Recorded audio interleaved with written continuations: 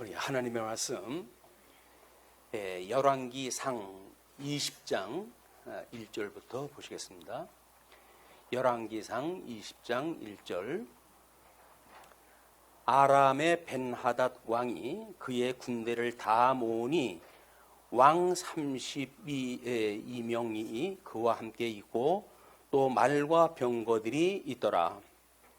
이에 올라가서 사마리아를 에워싸고 그곳을 치며 사자들을 성 안에 있는 이스라엘의 아합 왕에게 보내 이르기를, 베나닷이 그에게 이르되 내 은금은 내 것이요 내 아내들과 내 자녀들의 아름다운 자도 내 것이니라 하매, 이스라엘의 왕이 대답하여 말하기를, 내 주 왕이여, 왕의 말씀같이 나와 내 것은 다 왕의 것이니이다 하였더니, 사신들이 다시 와서 이르되, 베나닷이 이르노라, 내가 이미 내게 사람을 보내어 말하기를 너는 네 은금과 아내들과 자녀들을 내게 넘기라 하였거니와, 내일 이맘때에 내가 내 신하들을 내게 보내리니 그들이 내 집과 내 신하들의 집을 수색하여 내 눈이 기뻐하는 것을 그들의 손으로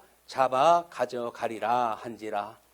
이에 이스라엘 왕이 나라의 장로를 다 불러 이르되, 너희는 이 사람이 악을 도모하고 있는 줄을 자세히 알라. 그가 아내들과 내 자녀들과 내 은금을 빼앗으려고 사람을 내게 보냈으나 내가 거절하지 못하였노라. 모든 장로와 백성들이 다 왕께 아뢰되 왕은 듣지도 말고 허락하지도 마옵소서 한지라. 그러므로 왕이 베나닷의 사신들에게 이르되, 너희는 내 주 왕께 말하기를, 왕이 처음에 보내 종에게 구하신 것은 내가 다 그대로 하려니와 이것은 내가 할 수 없나이다 하라 하니, 사자들이 돌아가서 보고하니라. 그때에 베나닷이 다시 그에게 사람을 보내어 이르되, 사마리아의 부스러진 것이 나를 따르는 백성의 무리의 손에 채우기에 족할 것 같으면 신들이 내게 벌 위에 벌을 내림이 마땅하니라 하매, 이스라엘 왕이 대답하여 이르되, 갑옷 입는 자와 갑옷 벗는 자 같이 자랑하지 못할 것이라 하라 하니라.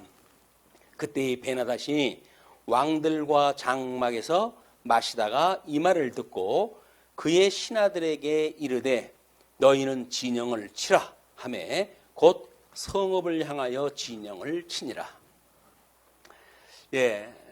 우리 지난 시간까지는 우리 엘리야의 초기 사역에 대한 이야기였습니다. 초기 사역으로 해가지고 이제 신앙적인 문제, 또 국내적인 문제가 언급이 되었다고 한다면, 오늘부터는 대외적인 거예요. 이 대외적인 걸로 해서 어떤 장소라든지 이런 범위라든지 이런 것들이 달라지게 되어지는데, 그걸 가지고 20장서부터 열왕기하 1장까지 소개를 해드리겠습니다. 자, 우리 먼저서부터 확인했던 대로 궁극 과정 섭리 가운데 엘리사와 엘리야의 선지 사역을 통해서 지금 소개하는 그런 장면들이에요. 자, 우리 한 856년경 이제 이 아람이 점점 힘이 세지고, 그리고 이스라엘하고 분쟁이 늘 이제 번잡하게 만들어질 때입니다. 그런 때에 하나님께서 지금 이 엘리야를 통해 가지고 후반부, 이 후기 자역에 대한 걸 지금 소개를 했다 하시는데, 엘리야 활동 범위가 열왕기 1장까지인데 오늘은 17장에서 19장까지 이렇게 지난 시간에 우리가 확인했다 했고, 그러면 20장서부터 열왕기하 1장까지 오늘이 그때의 구약성경 해석 원리의 성경적 근거에 의해 가지고 우리가 본문을 살펴봐야 될 거라고 보여집니다. 왜냐하면 지금 국내 사정에서 국제적인 사항으로 배경이 확장되어지는가 하면, 이 국제적인 사항은 엘리야에게 기름 부으라고 했던 그런 내용들이 엘리사 때에 가서 이루어지기도 하고, 그렇기 때문에 연대가 지금 여기서 언급되어지는 연대와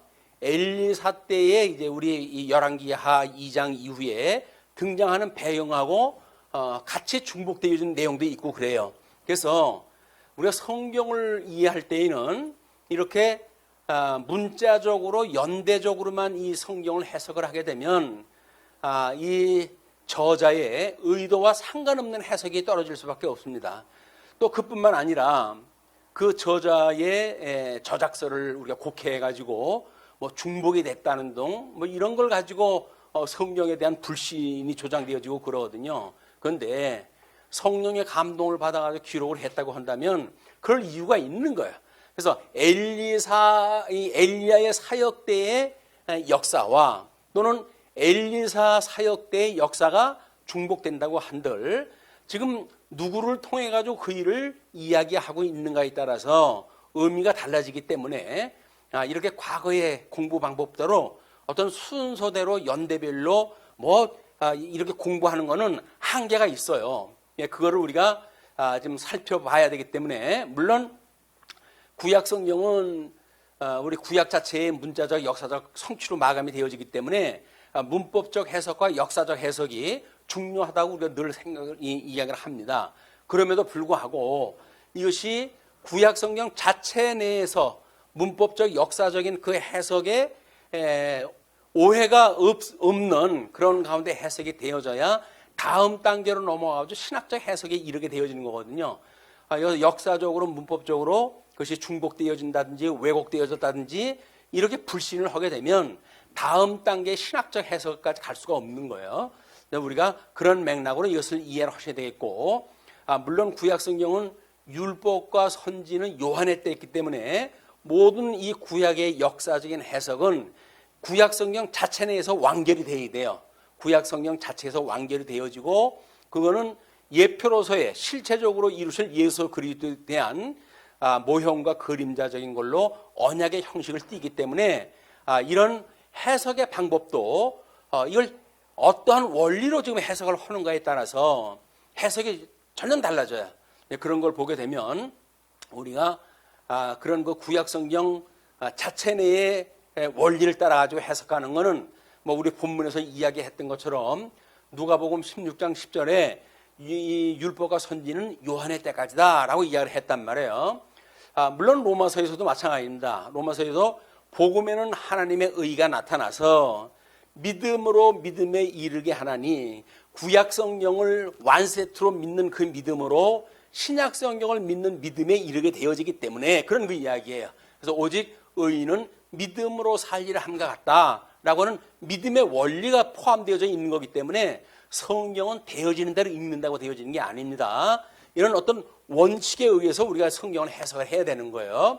자, 그렇게 했을 때 우리 성경에서는 예수님께서 너희가 성경에서 영생을 얻는 줄 생각하고 성경을 연구하거니와 이렇게 이야기를 해요. 그것이 바로 내게 대하여 증거한 것이다 이렇게 이야기를 하기 때문에 모든 구약 성경의 의미는 예수님에 대하여 증거하는 내용들이에요.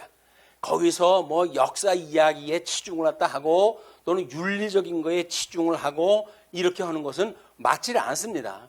물론 우리 윤리적인 문제가 배제될 수는 없어요. 네 번째에 우리가 이 성도의 실천신학적 해석이 되어야 된다고 하는 이런 원리가 뒤따르기 때문에 그런 그 맥락에서 보게 되면 윤리가 아주 배제되어지는 건 아니지만 그것도 성경적 원리에 맞는 윤리가 와야지 역사적으로 해석이 안 된다고 해가지고 그거를 무조건 하고 윤리 문제 불순종을 해서 이렇게 망했고 이런 문제로 접근하게 되면 하나님의 절대 주권적으로 역사를 섭리하심으로 해가지고 내가 만사를 언약대로 이루시는 여호와야 라고는 하나님에 대한 지식에 이를 수가 없어요. 겨우 우리들의 사고 체계에 머물러 가지고 그것이 맞느냐 안 맞느냐 갑론을박하고 겨우 그럼 나가 어떻게 살아야 되는가라고 하는 자기 인생관에 속해져 있는 아주 작은 범위 내에서 이 문장을 이해해야 되기 때문에 성경의 정상적인 해석에 우리가 이룰 수가 없다. 그렇기 때문에 성경 해석을 우리가 너무 방대하고 구조적으로 설명을 하기 때문에 때로는 이해가 어려울 수가 있어요. 그러나 이것이 편의주의적으로 우리가 성경을 이해를 하게 되면 이런 곡해가 쌓이고, 그 곡해가 쌓인다는 이야기는 하나님에 대한 지식에 이르질 못하기 때문에 그 하나님이 어떠한 분인지 모르니까 우리 삶 속에서 어려움이 온다고 했을 때에 그 하나님을 의지할 생각은 아니하고 어찌할꼬 해가지고 겨우 내가 가지고 있는 인생관을 가지고 역사 경험에 의해 가지고 이거는 이렇고 저거는 저렇고 해가지고 이 성경을 해석을 하려고 그런단 말이에요. 근데 그렇게 해가지고는 성경의 온전한 뜻을 우리가 적용할 수가 없기 때문에 이거는 어디서부터 이야기가 출발되어지는지 우리가 늘 그 이야기를 했을 때 우리 이스라엘 백성들이 출애굽을 갖다 했을 때 내가 너희들을 제사장 나라와 거룩한 백성을 삼겠다고 했던 그 언약에 기초해가지고 지금 선민국가가 창건되어지고 분국되어지고 유수되어지고 회복되어지는 이런 제사장 나라를 이루시는 과정으로 이게 이루어지는 것들이거든요. 그런 구조도 모르고 뭐 성경을 백독을 갖다 하면 모릅니까? 구조도 모르고 의미도 모르는데, 그렇기 때문에 우리가 이렇게 짧은 시간에 여러 장을 공부를 하지만은 원리적인 걸 우리가 공부를 하고 있기 때문에 충분히 원리적인 걸 이해를 하시고 성경을 차근차근 읽어 나가시는 것을 훈련을 하셨으면 좋겠어요. 자, 그리고 우리 성경에서 이야기하는 것은 사도 바울이 사도행전에서 뭐라고 하냐면 이제 그들이 성경을 가지고 강론하며 뜻을 풀어 그리스도가 해를 받고 죽은 자 가운데서 다시 살아나야 할 것을 증언하고 372 21일이래요. 석주에 걸쳐 가지고 이때는 신약 성경이 없을 때니까 구약 성경을 가지고 강론을 갖다 하는데 그걸 뜻을 풀어 가지고 설명하는 것이 뭐냐면 이제 그 메시아가 십자가에 못 박아 죽임을 당하고 또 거기에서 하나님의 능력으로 살아나야 할 것을 증언을 했다, 이렇게 이야기를 해요. 그러니까 그 이야기는 뭡니까? 구약 성경을 보게 되면 예수님이 죽으시고 부활할 것에 대한 이야기로 되어져 있다는 거예요. 그런데 그거를 우리는 뭐 구약 신학자들이 그런 이야기를 합니다. 우리는 구약 성경을 가지고 예수의 부활 사상을 어떻게 그걸 확인할 수 있을까? 뭐 이렇게 해가지고 엘리야가 승천을 했다든지 뭐 이런 죽었던 사람이 살아났다든지 이런 걸 가지고 부활 문제를 성경 구절 하나 두 개 따져가지고 흔들려고 그러는데 그거는 구약 성경을 모르는 사람들의 이야기예요. 구약 성경은 통째로 해가지고 예수님에 대한 이야기입니다. 예수님에 대한 이야기는 뭐라 그랬어요? 기독론에 대한 이야기예요. 기독론. 그래서 요한복음에 예수님께서 하나님의 일한다는 것이 뭡니까? 라고 물어보는 질문에 이제 내가 보낸 자 예수를 믿는 것이 곧 나의 일을 하는 거야 라고 이야기를 해요. 성도들이 하나님의 일을 하는 것이 뭐라고요? 하나님이 보낸 자 예수를 믿는 것이 하나님의 일을 하는 거예요. 그걸 모르니까 뭐 이웃에게 뭐 배고픈 사람한테 밥을 주는 것이 교회의 근본이라고 생각을 한다든지 이런 거는 잘못되어져 있는 거예요. 예수님이 그러잖아요. 가난한 자는 항상 너희들과 함께 있을 것이나 너희들이 나의 말에 귀를 기울이는 게 중요하다. 그 예수님 말씀에 귀를 기울이는 게 중요하지. 아니 세상 끝날까지 늘 함께 있을 가난한 자들을 위해 가지고 포커스를 맞춰가지고 신앙생활을 한다면 예수님의 말씀을 기뚱으로 듣는 거예요. 기뚱으로 듣는 것. 그래 놓고는 뭐 믿는 사람들이 덕이 없대는 동 이런 쓸데없는 시비를 갖다 버리고 또 그거에 기가 죽어가지고 왜? 그렇게 살아왔으니까 진리에 대한 확신도 없이 그냥 그런가 보다 하고 살아왔는데 야 내가 믿는데 도대체 뭘 한단 말이냐. 그래서 뭐 주를 위해서 살아간다고 하는 그 이야기를 아프리카에 그렇게 어려움에 처해져 있는 어린이를 위해 가지고 한 달에 돈 10,000원씩이라도 못하느냐? 라고 하는 걸 가지고 위로를 받으려고 해요. 아니 하나님의 일을 하는 사람이 10,000원 그걸 계좌에다 꼽았다고 해가지고 그게 하나님의 일입니까? 이렇게 사람들은 뭔가 면죄부를 받고 싶은 거예요. 예수님을 인하여서 우리가 면죄부를 받았다고 한다면, 죄 사함을 받았다고 한다면, 그런 걸로 인해 가지고 핑계거리를 만들고 그렇게 해가지고 나는 죄에서 이제 자유로워졌어 라고 하는 자기 변명을 하는 것이 신앙생활이 아니잖아요. 우리 이 하나님의 이런 말씀에 의한 신앙생활이라고 하는 그 이야기는 철저하게 하나님이 어떠한 분인가를 깨닫고 그분을 경외하는 것이 인생의 본분이다. 그래서 그런 예수 그리스도를 우리가 만나고 우리 찬송을 했지만 그의 음성만 들어도 우리가 기쁨을 얻기 때문에 그 이야기예요. 그로 말미암아 우리가 항상 기뻐하는 거예요. 아니 죽었던 사람을 살려주는데 그런데도 기쁜 걸 모르는 사람들이 뭘 어떻게 해야지 기쁘게 살겠어요? 뭘 어떻게 행복하게 살겠어요? 죽은 자를 살려줬는데 그거에 대한 기쁨도 은혜도 모르고 그리고 무슨 우리가 이 은혜의 생활, 기쁨의 생활을 해갑니까? 기독교라고 하는 그 이야기는 부활의 종교예요. 부활의 종교.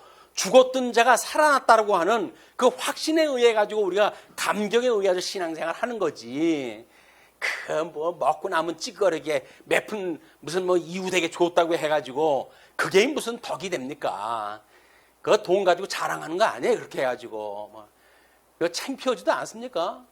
내가 한 끼 먹는 밥이 얼마인데 얼마짜리를 먹는데 겨우 그거 한 달에 한 번 아프리카에 보냈다고 해가지고 그것이 하나님 앞에 은혜를 뭐 보답하는 일이라고 생각이 드십니까? 염치도 없어요. 사람들이 염치도 없어. 죽었던 자를 살려줬는데 한 달에 한 번 그거 냈다고 해가지고 내가 내 밥값 했다고 이렇게 하는 거는 기독교 자체를 왜곡시키는 문제들이에요. 그러니까 이 팬데믹 시대에 기독교의 성도들은 날이 갈수록 줄어들고 모든 교단들을 뭐 직결하니까 몇십만이 좀 줄었답니다. 자, 이런 그 지경에 왜 옵니까? 허상을 믿고 있어요. 허상을. 팬데믹이라고 하는 건 이건 팩트 아니에요. 이 팩트 앞에서 우리가 얼마나 신앙생활을 다져왔으면 그거를 디디고 이기고 이것이 하나님께로부터 온 역사라고 이해를 하고 그리고 하나님 앞에 하나님의 선한 뜻이 무엇인가를 분별하는 신앙생활을 하지를 아니하고 뭐 교회 가나 안 가나 그런 거야? 마찬가지라고? 그러면 뭐 그 교회를 굳이 가? 라고 하는 생각에 교회를 떠나고 연보 안 하니까 좋네. 봉사 안 하니까 좋네. 퍽이나 좋겠습니다. 죽으면 썩을 살 아껴가지고 정말 하나님 앞에 복 받겠습니다. 그런 거 아니에요. 신앙생활이. 복음을 위한 일인데 복음을 모르는 사람한테 이런 일 저런 일이 얼마나 가치로운 일입니까? 내가 보고 배운 것이 가치롭다고 한다면 그 가치를 좀 전승해 주는 일 아니겠어요? 그런 게 가치로운 일이죠. 겨우 복 받는다고 생각이 들었고 그걸로 해가지고 배부른 시대를 만났으니까 뭐 다른 사람 배고픈 사람한테 그저 배나 좀 채울 수 있게끔 우리가 적선이나 하게 되면 그것이 우리 가치로운 일이라고 생각하는 이런 허접한 종교가 아닙니다. 기독교가. 우리 진리를 아는 사람들이 우리가 어떠한 그 마음가짐을 가지고 세상을 살아갈 것인가라고는 중요한 일이에요. 중요한 일. 세상 일 다 하고 그리고 시간 짜투리 내가지고 그리고 교회 일 성경 좀 보는 것 그것이 신앙생활 하는 거라고요? 아니 세상에도 그렇게 투자해가지고는 이익이 안 생겨요. 이익이 안 생겨. 얼마나 노력을 해야 이익금이 생기는데 뭘 짜투리 가지고 뭘 어떻게 한다고 해가지고 거기서 하나님의 복을 눌러가지고 주신다고요? 착각도 야무진 거예요. 신앙생활을 그렇게 하시면 안 됩니다. 자, 그렇게 해서 예수가 곧 그리스도라고 하는 것이 성경 첫째 그 일을 이야기했다는 거예요. 그럼 예수님이 뭐예요? 당신이 죽은 가운데서 부활하신 것에 대한 것이 구약성의 약속이 되어졌고 약속되어 대로 예수님이 오셔가지고 우리들의 죄를 대신해가지고 십자가에 못 박아 죽으셨다는 거 아닙니까? 누구를 위하여? 나를 위하여. 옆에 사람은 상관없어요. 나를 위하여 돌아가셨다는 거예요. 그런데 그게 확신이 돼야지. 나를 위해서 돌아가셨다고 하는 게 확신이 돼야지. 그러니까 친구 따라 뭐 강남 가고 친구 따라 똥찌개 지고 시장 가듯이 그러고 교회를 갖다 둘레둘레 다닌 거예요. 그냥 어려움이 오게 되면 주책이 대책이 안 서는 거라 이게. 신앙생활에 담대함을 갖고 있는 사람들이 조그마한 이런 전염병에도 대책이 안 선다고 한다면 신앙생활에 대한 걸 점검을 해봐야 돼요. 도대체 내가 어떻게 예수님을 믿었나. 자, 그렇게 하지만 네 번째, 그 구약성경은 성도의 실천신학적 해석이 된다고 이렇게 이야기를 하지요. 믿음의 선배들은 그걸 적용이라고 이야기를 했고, 그 믿음의 적용이라고 하는 그 이야기는 성령의 역사라고 해가지고 못을 박아서 설명을 했어요. 그냥 뭐예요?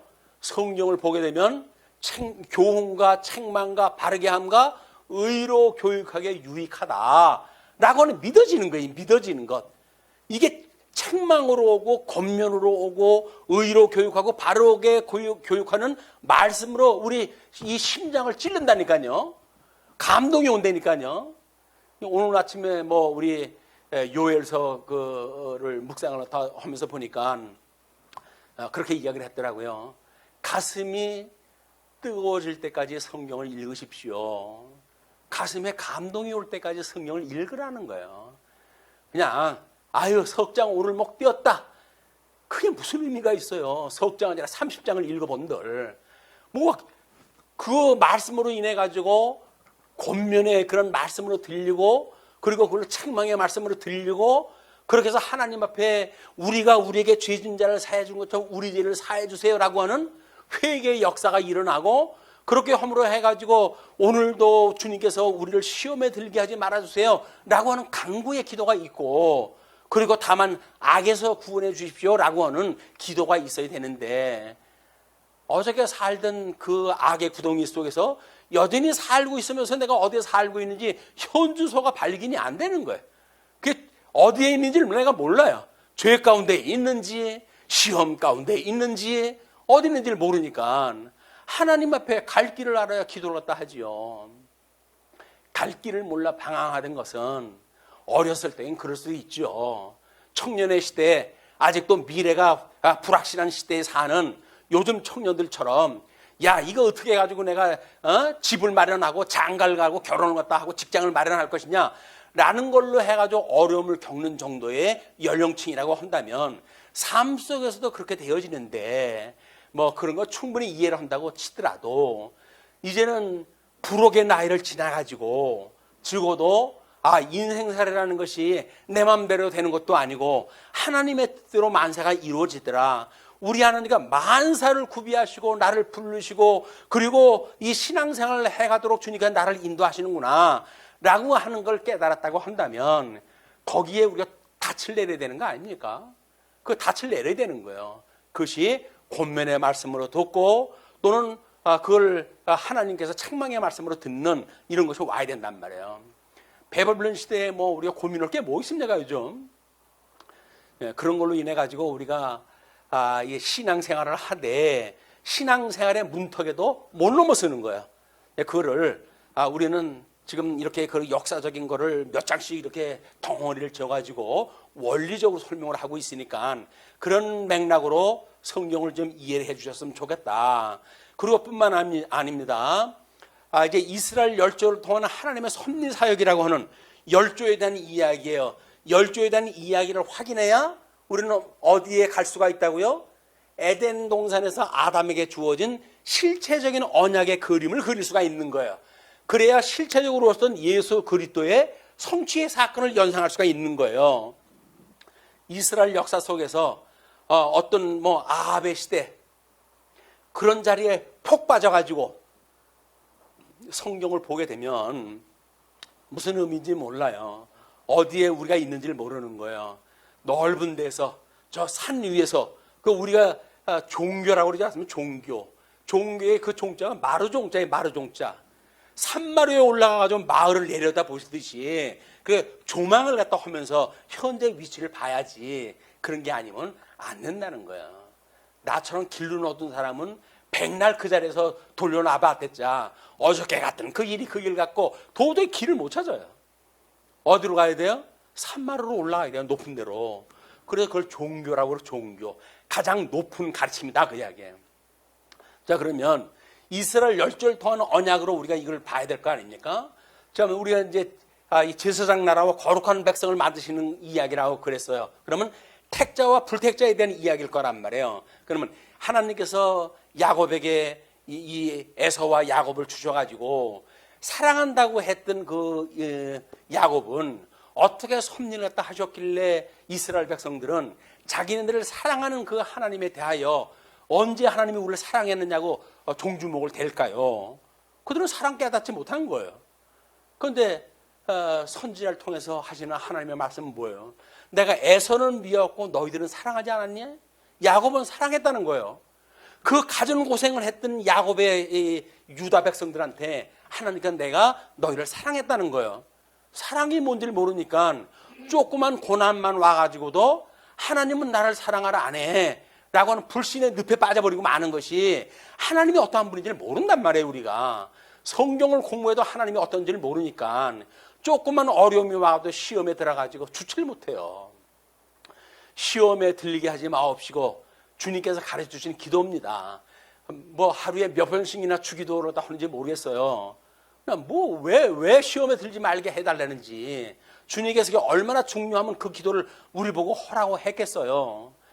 그를 우리 말하는 대로 구원파처럼 구원받은 사람한테 뭔 죄를 또 사해달라고 기도를 하란 말이냐 라고 해도 주기도를 하지 않던 이런 무지몽매한 그런 이 교단들이 있었던 거 아닙니까? 하도 그거를 이제 공격을 갖다 해야 되니까 주기도 우리는 이제 한다라고 해가지고 변명을 하고 헌대요. 주기도만 하면 뭐랍니까? 사상이 바뀌어진 게 아무것도 없는데 여전히 죄에서 구원받는 문제 또는 여전히 시험에 들게 하지 않는 문제, 악에서 구원하는 문제, 이거 자기네들은 다 이루었다고 생각하는 사람들이에요. 이루기는 뭘 이루어요? 근처도 못 간 사람들이. 우리는 역시 우리 주님 오시는 그날까지 주님께서 내 손을 꼭 붙들고 주님께서 인도해 주셔요. 저는 아무것도 할 수 없는 무지렁이 같은 인생입니다. 라고는 자기의 부정이 있어야 하나님을 바라보고 우리 온전히 예수의 그들 바라보고 살아갈 거 아닙니까? 그게 신앙생활이다. 그래서 적어도 이스라엘 열조에게 했던 언약 중에 지금 어느 맥락에서 이것이 우리가 살펴봐야 될 것인가 라고 하는 것도 우리 구도에 그게 들어가 있어야 된단 말이에요. 그래서 그걸 특별히 소개를 갖다 해드렸어요. 뿐만 아니라 우리 늘 이건 소개해 드리는 건데 뭐라 그래요? 이제 거기에서 제사장 나라라고 하는 그 이야기가 분국, 그 다음에 창건, 분국, 유수, 회복이라고 하는 걸 가지고 역사서의 주제를 우리가 삼아놨잖아요. 그러면 왜 성경에 없는 주제를 가지고 우리가 삼았느냐? 왜냐하면 예수님께서 내게 대하여 증거한 거라고 그랬으니까.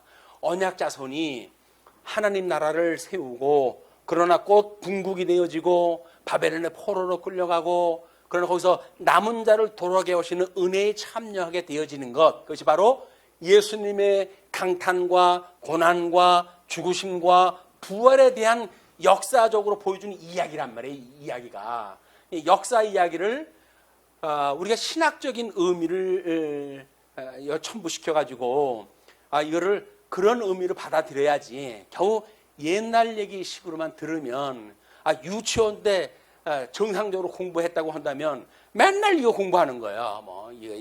아합은 어쩌고 엘리야 선지자는 어땠고 엘리사 선지자는 어땠고. 아니 유치원 때서부터 공부를 갖다 했으면 이제 졸업할 때 된 거 아닙니까? 왜 그걸 가지고 우리가 졸업을 못하죠? 맨날 그것만 이야기를 하는 거예요. 그것만. 이것은 신학적인 의미가 무엇인가를 보지 않으면 우리가 알 수가 없다. 그러므로 우리 예수 그리스도의 양성, 그걸 우리가 품이라고 그랬잖아요. 품이. 우리 요한복음에서 이게 품위로 증거되어진 성경을 우리가 확인했다 했는데, 그러면 양성이라고 하면 인성과 신성에 대한 부분이 있을 거 아닙니까? 그걸 우리가 밝혀본 사람은 아직도 없지만 우리는 그래도 성경 신학을 통해 가지고 성경 전체를 통해 가지고 그 구도를 우리가 확인했다 했단 말이에요. 그러면 그거를 따라 가지고 성경을 보는 일은 매우 중요하다. 그래서 요셉을 기준으로 한 섭리와 유단을 기준으로 한 섭리, 이것이 바로 법적 그 섭리와 신적 섭리다라고 하는 성격을 부여해 가지고 하나님 인성과 신성이라고 하는 예수 그리스도의 품위를 나타내는 그런 신학적인 문제다. 이렇게 언급을 갖다 했어요. 이거는 우리 다시 사무엘서를 시작할 때도 끊임없이 이야기를 하니까 그 같은 맥락으로 놓고 보셨으면 좋겠어요. 자, 그러면 오늘 공부 확인한 대로 20장 1절로 12절 아람 왕 베나닷의 사마리아 포위와 무리한 요구를 공부했다 했잖아요. 그것이 아람 왕 베나닷이 사마리아를 공격했는데 아합 왕의 재물과 아내와 자식들도 모두 전부 가져가겠다고 베나닷이 공격을 한 거예요. 그럼 뭐 1차는 뭐 기운 센 사람이 달라고 그러니까 그래 좋다라고 이야기를 했는데 줄수록 양양하네요. 마찬가지입니다. 사단에게도 우리가 요것만 요구를 갖다 하는데 그 뭐 사단이 그거 요구인데 그거 요구에 응한다고 해가지고 내가 망하게 하겠어? 라고 해가지고 시험에 빠지게 되면 끝도 없고 한도 없어요. 사단이 우리들한테 요구하는 것 단칼로 거절해야 되는 거예요. 우리의 그런 육체의 소유로 삼지 않도록 그런 그 사단의 요구가 있으면 사탄아 물러가라 우리가 그렇게 이야기를 해야지 뭐 그 정도야 뭐 라고 이야기를 하게 되면 더 큰 걸 요구하게 되어진단 말이에요. 지금 베나닷이 그 짝이 난 거예요. 그렇게 해가지고 요구를 다 하니까 이게 다음번에 다시 자기 사자들을 보내고 그러잖아요. 그거 가지고는 안 되고 우리들이 가가지고 눈에 그냥 들어오는 건 다 가져갈 거야 라고 이야기를 하는 거예요. 그러니까는 이제 장로들을 불러가지고 이렇게 요구하는데 어떻게 하면 좋냐 이렇게 이야기를 하잖아요. 이스라엘 왕이 베나닷에게 요구를 못 들어준다고 전해하자 베나닷이 사마리아 성을 공격 준비를 할 때 한 예언자가 와서 여호와께서 아람 군대를 이스라엘 손에 붙였다는 말을 전해요. 이게 우리의 성경을 통해서 어려움을 당하고 있을 때 성령을 듣고 위로를 받는 일들이란 말이에요. 하나님이 사단을 우리 예수 그리스도의 발 아래다가 두시고 사망의 권세를 이기고 예수님이 부활하셨으므로 부활하신 예수님이 나를 통치하시는 거야. 그러면 주님께서 나를 온전히 해갈 수 있지 라고는 믿음으로 그 사건을 이해를 해야 된단 말이야. 그렇게 되어지는 것이 지금 이 사건을 소개해 주는 거예요. 자, 그러니까 예언자는 하나님이 지방 장관들의 젊은 장교들을 통해 가지고 할 것인데 전쟁은 왕이 시작을 하라고 이야기를 합니다. 얘는 엘리트들만 모아가지고 그리고 전쟁을 또 하는데 왕이 진두지휘해라 이렇게 이야기가 되어진 거예요. 자, 그렇게 한 대로 아합이 232명이에요. 아람 군대는 구름대같이 지금 와 있는 겁니다. 그런데 232명의 젊은 장교 그리고 7,000명을 데리고 정오에 베나닷과 그 동맹한 32의 그 영주를 공격을 했다 시도를 했다 해요. 그런데 그들과 아람 왕이 도망을 쳐요. 뭐 이걸 뭐 어떤 사람들은 너무나 얕보고 술 처먹고 그러는 바람에 전의를 상실해 가지고 이런 일이 일어났다라고는 해 아래의 개념으로 이해를 하는데 그렇지는 않습니다. 하나님께서 적군을 이기게 하신다는 그 이야기는 내 능력으로 이기는 거라고 하면 충분히 그런 얘기가 나오지요. 그러나 우리가 대적하고 싸우는 건 내 능력으로 싸우는 게 아니에요. 성령이 오시게 되면 권능을 입고 그 성령에 의해서 우리 이 증인의 삶을 살아가는 일이기 때문에 끊임없이 성령의 충만함을 하나님을 구해야 되는 거예요. 그렇게 되어지게 되면 아무리 강대한 대적이라 할지라도 하나님이 이기게 하시면 이기는 거죠. 하나님께서 믿음이 약해가지고 난 도저히 싸울 수 없어요 라고 하는 마음을 주시게 되면 그럼 또 지혜롭고 도망가야 되겠죠. 그러나 이렇게 하나님께서 능력을 주시게 되면 그런 그 싸움에 물리치는 사건이 있게 되어지는 겁니다. 그리고 7일째 되는 날 싸움이 시작됐는데 이스라엘 자손들이 여러 아람 보병 10만 명을 죽이고 10만 명 그 7,000명이 죽인다고 했을 때 10,000명이 된다고 하더라도 10명, 한 명당 10명씩은 죽여야 다 죽이는 인물들입니다, 이게. 그리고 베나닷은 아합의 성안의 골방에 몸을 숨겨요. 자, 그렇게 돼 아합이 베나닷에게 어리석은 자비를 갖다 베풀어요. 우리는 그거 잘 봐야 돼요, 이제. 베나닷과 신하들이 이스라엘 왕에게 목숨을 구하자 이스라엘 왕이 베나닷을 형제라며 살려줘요. 베나닷이 빼앗은 성들을 돌려주고 다메섹에 시장을 만들어 해주겠다고 제안을 갖다 해가지고 아합은 조약을 맺습니다.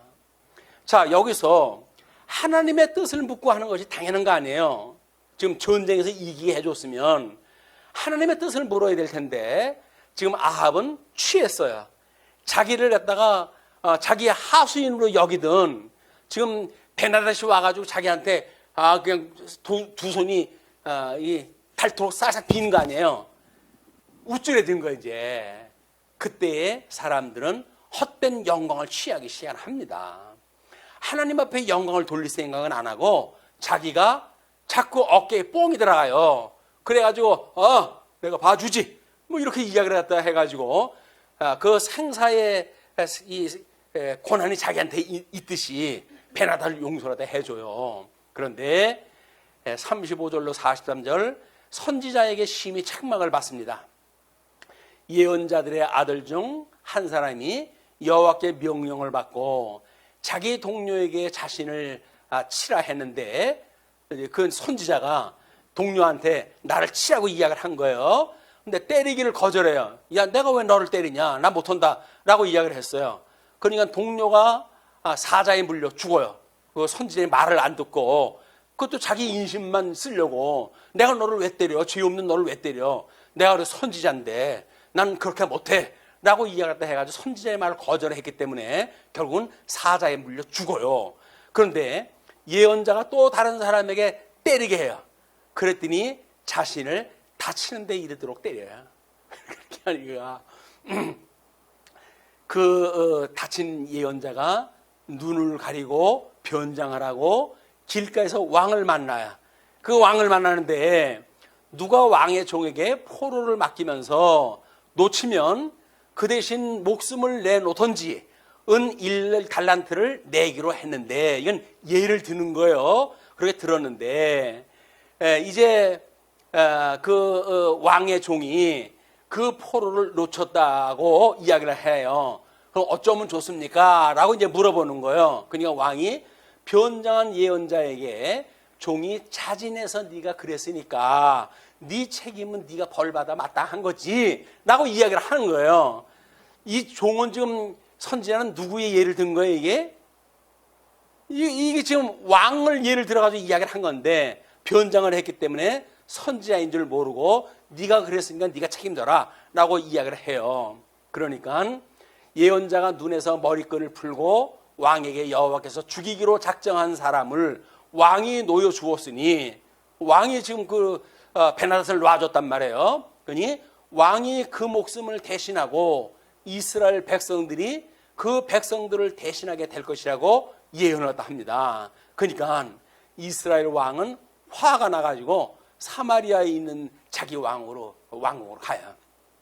얘는 툭헌 비쳐. 포도원 사건 가지고 또 비쳐가지고 이제 나는 일을 갖다 저지르는데. 자, 21장 가시게 되면 선지자가 아합의 베나닷에 대한 자비를 행한 일을 통한 예언이 구체적으로 성취되어져요. 먼저 21장에서 나봇의 포도원을 강취함으로 베나닷에 대한 자비가 개인적인 허영심이 드러나요. 만약에 자기가 베나닷을 생명이 귀해가지고 하나님의 뜻으로 이해해가지고 용서를 해줬다고 한다면 포도원, 하나님의 그런 정상적인 뜻을 따라가지고 차지하고 있는 그 포도원을 뺏고 싶은 마음이 안 들겠지요. 그런데 자기 그 백성 중에 포도원에 그 포도가 탐이 나는 거예요. 자기 왕궁에서 내려가 일 보기가 좋으니까 이 짓을 갖다 하니까 아까 베나닷을 놔준 것이 선한 마음으로 놔준 거라고요? 자기 헛된 영광을 위해 가지고 놔준 거예요. 자기의 은혜를 베푼 거란 말이에요. 자기 것도 아닌 걸 가지고 자기 행세를 한 거예요. 하나님의 걸 가지고 우리가 행세하는 일이 얼마나 많은지 모릅니다. 신앙생활을 하는 사람들이 더 그래요.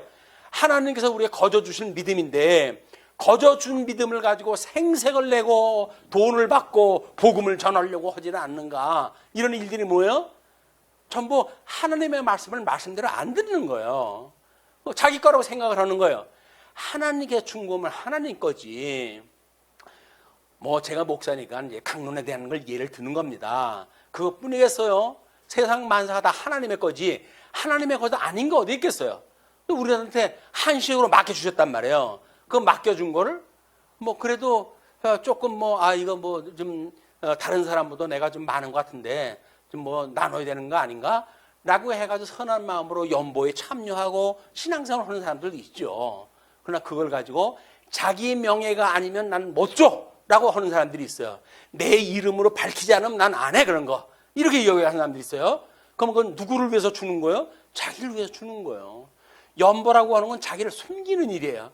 자기 이름을 내놔야 돼. 그래, 내가 이렇게 했어. 공치사를 갖다 해가지고 다른 사람들이 그래가지고 이렇게 떠받들리고 싶어가지고 그 이야기도 하는데 그거는 신앙생활이 아니다. 여기서 우리가 실천신학적인 의미를 깨닫는다는 이야기는 그렇게 깨닫는 거예요, 이게. 자, 그렇게 해가지고 우리 21장에 이제 그 사건으로 연결이 되어집니다. 자, 이 나봇의 포도원을 탐내는 아합이 소개가 되어지죠. 아합이 왕궁 가까이 있는 나봇의 포도원이 마음에 들어 자신에게 팔라고 했으나 합법적이죠. 일단은 해 아래에서는 합법적이에요. 그러나 성경적인 원리에 같으면 하나님께서 경계석으로 옮기지 못하도록 되어 있어요. 쥐가 대적을 치고 이겨가지고 은금을 많이 뺏었는지는 모르지만 그거 가지고 사겠다고 하는 일은 잘못되어진 거야. 조상 대대로 물려받은 재산을 왕에게 주는 것은 여호와께서 금하신 일이라면서 나봇이 거부합니다. 정상적인 거부를 한 거예요. 그러니까 삐졌어요. 그래서 아합이 화가 나가지고 침대에 누워가지고 먹지도 않아. 그러니까 아내 이세벨이 이유를 물어요. 그러니까 나봇의 포도원 이야기다 합니다. 아유, 인간아, 내가 언제까지 너를 갖다 이 뒤를 좀 돌봐줘도 되냐.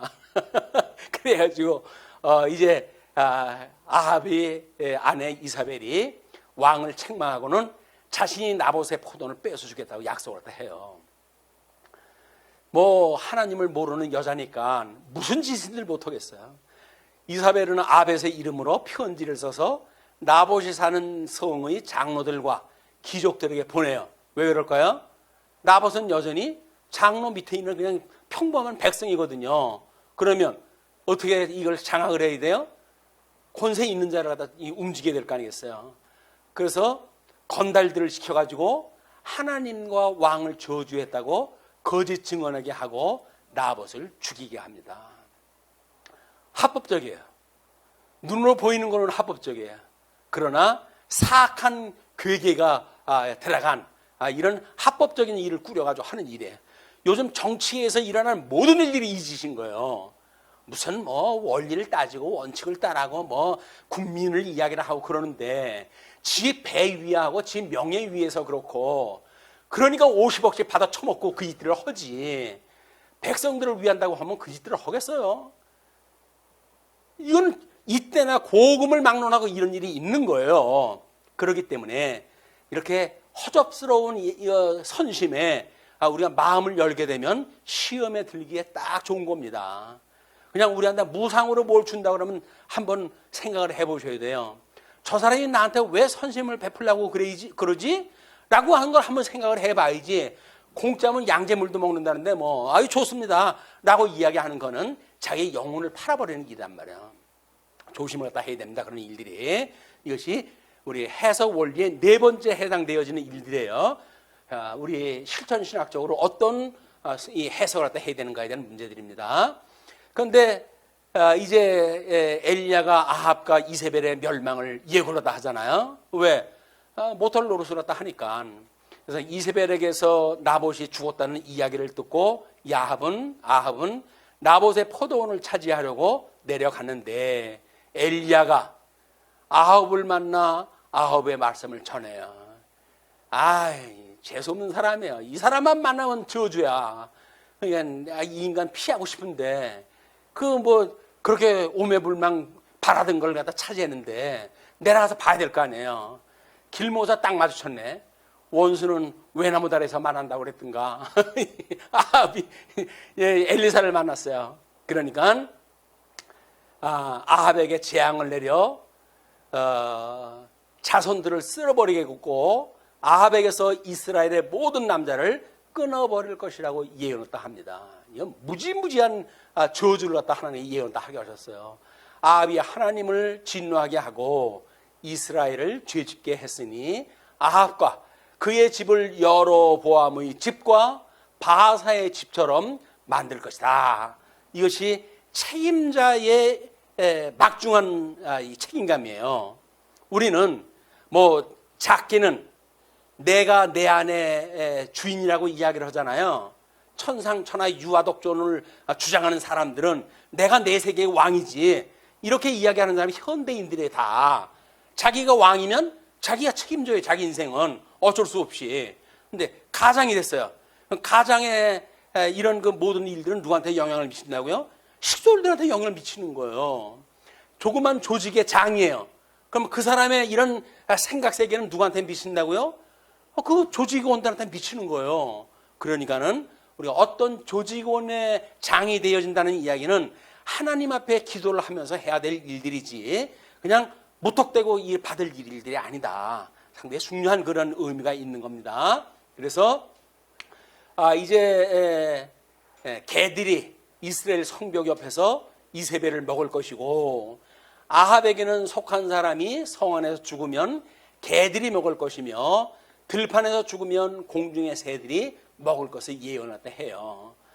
이 아합은 아내 이세벨의 충동질로 악을 행했고, 아모리 사람들처럼 우상을 숭배해가지고 여호와께서 혐오하시는 일을 했던 모든 그런 그 치적에 의해 가지고 하나님의 저주를 갖다 받게 되어진 겁니다. 27절 29절 보게 되면 아합의 일시적인 회의가 있게 돼요. 아합은 엘리야의 말을 듣고 자기 옷을 찢어요. 그리고 굵은 베옷을 걸치고 금식을 해요.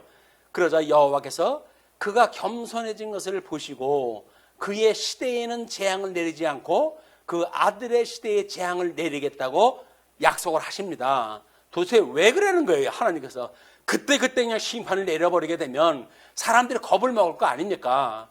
그런데 왜 이걸 또 대를 갖다 물려가지고 그냥 용서해 주시는 거예요? 이것이 하나님의 그런 그 말씀을 이루시는 사건들이에요. 출애굽기 20장 5절 보게 되면 그것들에게 절하지 말며 그것들을 섬기지 말리니 나 내 하나님 여호와는 질투하는 하나님인즉 나를 미워하는 자의 죄를 갚되 아버지로부터 아들에게로 3, 4대까지 이르게 하거니와 나를 사랑하고 내 계명을 지키는 자에게는 1000대까지 은혜를 베푸시라. 그는 택한 백성들은 영원무궁토로 하나님께서 은혜를 갖다 받고 살아가지만, 불택한 백성들은 3, 4대 살아가면 잘 살아가는 거예요. 그러면 잘못되어진 죄의 값을 치르게끔 되어져 있고, 그냥 당대에 뭔가를 잘 나간다고 해서 뽐낼 것이 없는 거예요. 뭐 재벌들 3, 4대가 뭡니까? 우리 일대의 그런 그 재벌들이 죽고 2대째 그런 그 재벌들이 대를 이어가지고들 해가잖아요. 3대쯤 가면 어떤 현상들이 일어나죠? 마약하고 노름하고 이런 그 장들이 만들어지기 시작을 하잖아요. 그래가지고 조직이 망하게 되어지고 4대쯤 가게 돼가지고는 이 재벌이 계속되어질 수가 없는 거예요. 그러니까 우리는 재벌이 우리의 국가의 경제를 갖다 우회해가지고 그들이 먹여 살린다고 생각을 하는데 그렇지 않습니다. 하나님이 해가시는 일이에요. 하나님이 해가시는 일. 잘못한 사람은 재벌의 수장이라고 하더라도 감옥에 보내야 돼요. 그래야 다른 사람이 기범이 돼가지고 그러고 열심히 일을 하다 하려고 그러지. 그게 안 하게 되면 요령 피고 그냥 그 장난질을 치는 거예요. 국가 경제에 말아먹게 되어지고 페이퍼 사무실 차려가지고 돈 빼돌리고 탈세할 거 궁리하고 이 짓 하는 거예요. 그 사람의 머리 써가면서 이거를 잡지 않으면 안 되는 겁니다. 세상은 사람들이 선하게 살아갈 수가 없어요. 하나님이 두렵다는 마음을 가지고 사는 사람들이 아니면 세상에 바른 생각 가지고 살아갈 수가 없어요. 왜? 다 아담 이후에 죄 가운데 잉태가 되어졌고 죄악 가운데서 출생한 사람들이기 때문에 선한 마음을 가지고 살아갈 수가 있는 게 없다. 자, 여러 가지 그런 내용들이 이제 있습니다만은 22장에 가게 되면 왕상 11개상 끝장이에요. 거기 가게 되면 그런 그 이야기들이 쭉 소개가 되어집니다. 이제 미가의 선지자에 대한 활동이 소개가 되어지는데 아합과 유다 왕 여호사밧이 동행을 했다 하지요. 자, 유다 왕 여호사밧이 이스라엘과 연합해서 길르앗 라못을 공격하려 합니다. 우리 여로보암이 이제 다시 애굽에서 돌아왔을 때 르호보암이 여로보암 공격을 가잖아요. 그때 하나님께서 뭐라고 그럽니까? 이 일은 내게로 말미암은 일이야. 공격을 멈춰라고 이야기했을 때 싸움이 종식된 거 아니에요. 그러니까 이것이 하나님께서 지금 분국해 해가지고 어떻게 제사장 나라를 만드실 것인가라고 하는 그림을 가지고 이 역사를 섭리해 가시는데 보니까는 아합 잘 나가잖아요. 그러니까는 그 유다 왕 여호사밧이 동맹을 갖다 해가지고 딴짓거리 하는 거예요. 힘이 있으면 옆에 사람들이 붙습니다. 그리고 자꾸 팔짱을 끼고 나한테 우리 힘을 합치자고 그래요. 그런 자들 경계하시지 않으면 안 됩니다. 우리가 뭔가 잘 나갔을 때 이유 없이 나한테 와가지고 초팔 던지고 하는 건 조심하셔야 돼요. 자, 그런데 이제 이스라엘 왕이 예언자들을 물어보니 이기게 해주실 것이라고 이야기를 해요. 또 하나님 이기게 해주셔요. 늘 부정적인 예언자 미가에게도 물어보기로 했는데 아주 아합이 싫은 소리를 또 하는 자니까 한번 걔한테도 물어보라고 그랬어요. 미가야를 부르러 간 사람이 다른 예언자들을 같이 왕을 격려하고 격려해 달라고 하자 미가야는 여호와께서 말씀하신 것만 전하겠다고 약속을 했다 해요. 그리고 미가야가 왕에게 여호와께서 승리하게 하실 것이니 나가 싸우라 하자. 그러고는 왕이 그에게 여호와의 이름으로 진실만을 말하라고 해요. 이게 다른 때와 같이 왜 이렇게 좋은 얘기를 했다 하지? 라고 해가지고 그랬더니 미가야는 자신이 보니 이스라엘이 목자 없는 양처럼 산에 흩어져 있고 여호와께서 주인이 없으니 각각 자기 집으로 돌아가게 하셨다고 이야기를 합니다. 그렇게 이야기를 하니까 여호와께서 누가 아합을 속여서 죽게 하겠느냐 하시자 한 명이 자신이 거짓말하는 영이 돼가지고 아합의 예언자들을 속이겠다고 해요. 그리고 예언자 시드기야가 여호와의 영이 자신을 떠나 어떻게 미가야에게 말씀하셨냐며 뺨을 때리자 미가야는 시드기야에게 골방에 숨게 되는 날 알게 될 것이라고 이야기를 합니다. 선지자들은 마찬가지예요. 자기가 조금 큰 선지자라고 이야기를 하게 되면 자기는 선지자들을 갖다가 업신여겨요.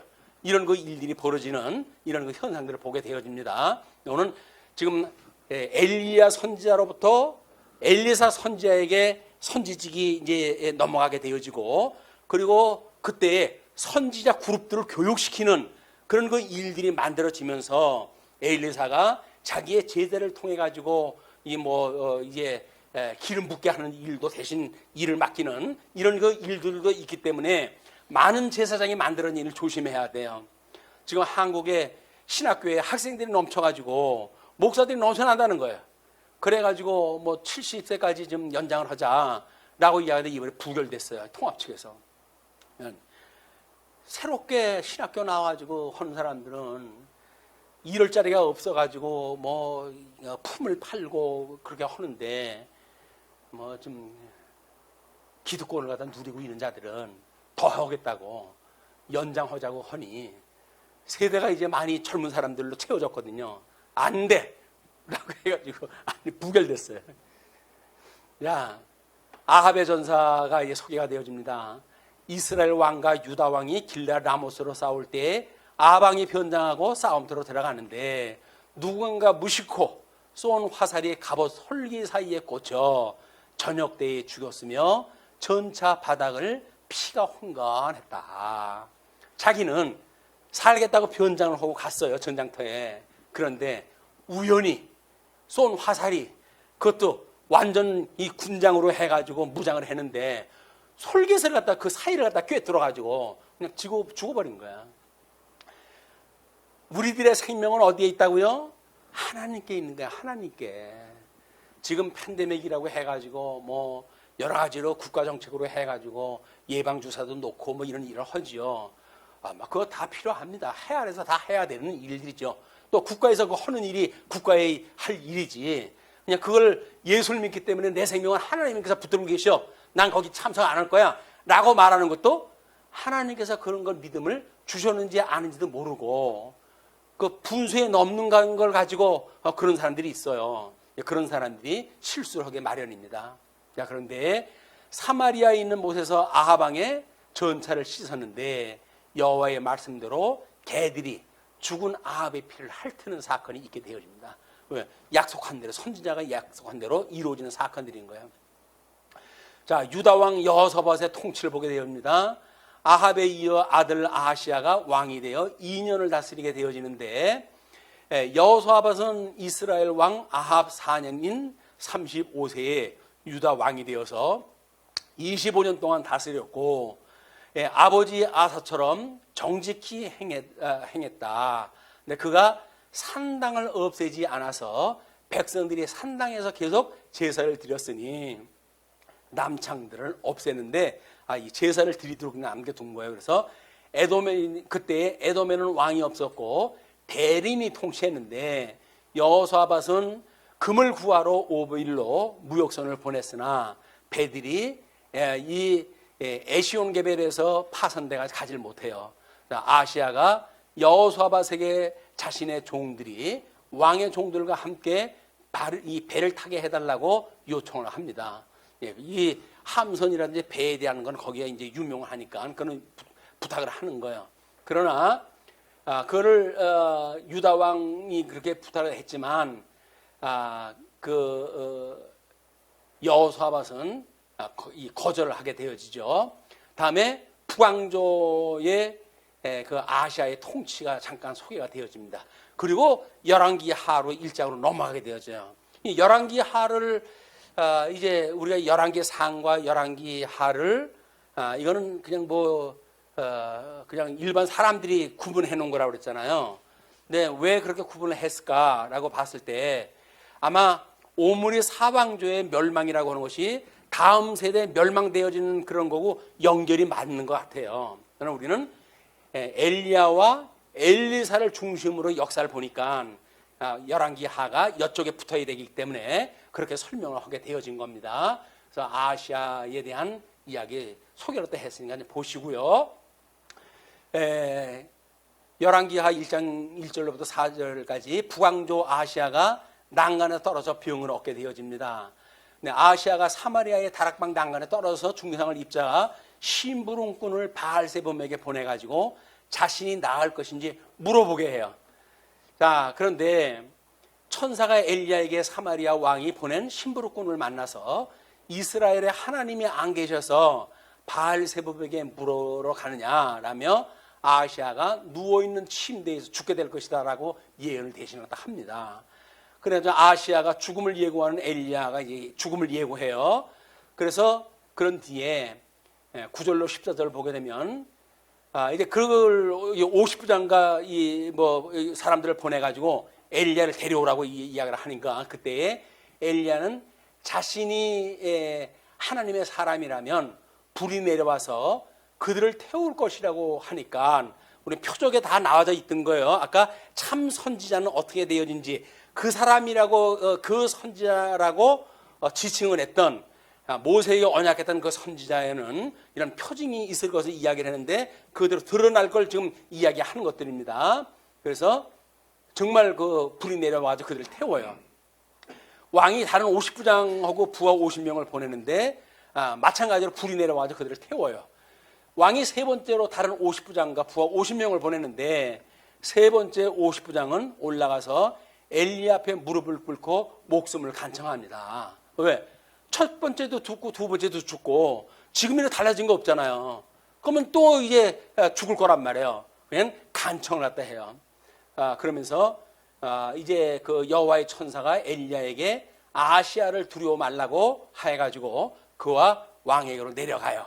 그러면서 엘리야가 왕에게 가가지고 이스라엘 하나님이 안 계셔서 바알세봅에게 기름 심부름꾼을 보내느냐라고 책망을 했다 하는 거죠.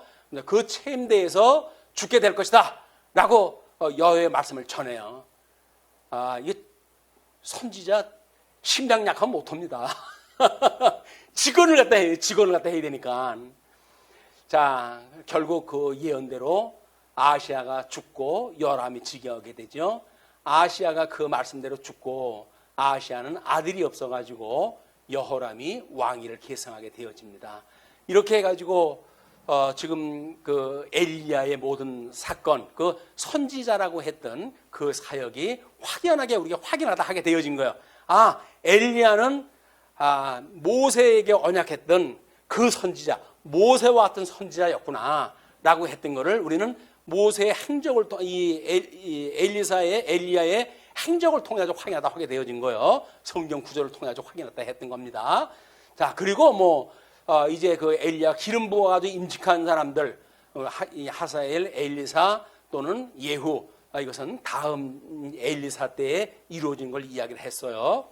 자, 이렇게 해가지고 이 모든 언약에 이루어지는 것들도 이것이 모세 언약으로부터 약속되어진 것이 일사불란하게 하나님의 약속대로 되어지는 것이다 라고 하는 걸 뒤에다 소개를 해드렸으니까 시간 나는 대로 점검을 하셔가지고 어떻게 하나님의 언약이 정말 말씀 하나 땅에 떨어지지 않고 다 이루어지는가, 이걸 통해 가지고 하나님이 그 약속을 인해 가지고 그 언약을 인해 가지고 우리를 예수님을 보내주셨고 예수님의 부름을 받은 우리들이 거듭나고 중생한 은혜에 참여하게 되어졌고 그 하나님이 지금도 우리들의 손을 붙들고 인도하신다고 하는 이런 믿음의 신앙생활을 가지고 어려운 시대입니다. 이 어려운 시대를 능히 이기고 승리하는 여러분들이 되시기를 주님의 이름으로 축복을 하다 합니다. 예, 기도하시죠.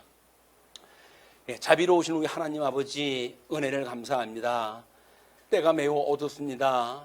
세상은 이제 경제의 문제로 또는 전염병의 문제로 여러 가지 어려운 가운데 있사오나 우리 하나님께서 계획하시지 않은 일이 없고 하나님께서 준비하신 일이 하나도 없다고 생각이 들고 우리 주님 앞에 구합니다. 믿음의 사람들이 진리를 전승하고 보수하는 그의 나라와 의를 구하는 하나님의 뜻을 구하는 일에 하나님께서 가엾이 여기시고 불쌍히 여기셔서 선한 그런 일을 하는데 방해받지 않도록 주께서 붙들어 주시길 소원합니다. 어두운 때이기 때문에 특별히 말씀운동 서원교회를 세워주셔서 진리를 오고 오는 세대에 전승하고 보수하게 하시는 이 사역을 저희들한테 맡기신 줄 아오니 저희들 늘 깨어있게 하시고 그래서 하나님의 말씀이 이 땅에서 하나도 떨어지지 않는다고 하는 것을 우리 모든 사랑하는 자들에게 전하게 하시고 증인의 역할을 감당하게 하셔서 성령의 권능을 받았던 것을 우리 나타내는 이런 역사가 있기를 소원합니다. 그래서 우리 말씀운동 서원교회가 실로 이 일을 감당할 수 있도록 능력을 허락하여 주시옵소서. 이 일을 위해서 말씀으로 때로는 기도로 또는 연보로 또는 받은 은사를 따라서 섬기는 손길 위에 우리 하나님께서 지혜와 총명을 허락하시고 어두운 시대를 잘 살아갈 수 있는 명철을 허락하여 주시기를 소원합니다. 그러므로 우리를 위하여 섭리하시는 그 하나님 앞에 만사를 맡기고 우리 심령의 평강을 얻어서 평강 중에 이런 어려운 때를 지나갈 수 있도록 주님 붙들어 주시옵소서. 이제 흩어져 있는 한동안도 여전히 은혜의 장중 아래 두시옵기를 비옵고 우리를 구원하신 우리 주 예수 그리스도의 이름으로 기도하옵나이다. 아멘.